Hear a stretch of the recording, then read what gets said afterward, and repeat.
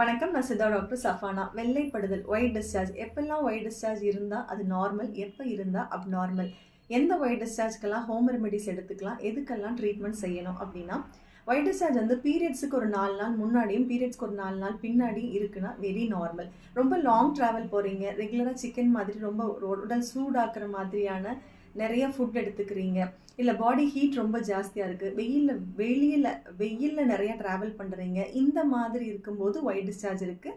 ரொம்ப லிக்விடாக இருக்குது, தண்ணி மாதிரி ஒயிட் டிஸ்சார்ஜ் இருக்கிற மாதிரி இருக்குன்னா இது ரொம்ப நார்மல். உங்களோட பித்தம் ஜாஸ்தியாக இருக்கிறதுனால வந்தது தான். இதுக்கு நீங்கள் ரெகுலராக கத்தாழை இல்லை வந்து திராட்சை ஜூஸ், நிறைய வெந்தயம் இதை ரெகுலராக எடுக்கிறது மூலிமா உங்கள் பாடி ஹீட்டு கம்மியாகி ஒயிட் டிஸ்சார்ஜ் சரியாகும்.